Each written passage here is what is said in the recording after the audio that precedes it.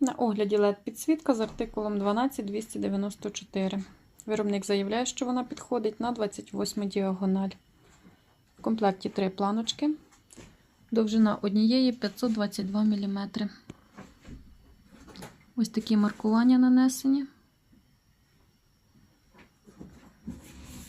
Присутня кругла лінза діаметром 15,5 мм.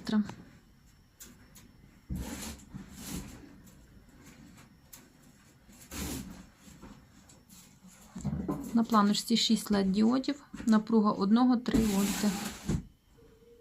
Також планочка має один канал з напругою 16 вольт.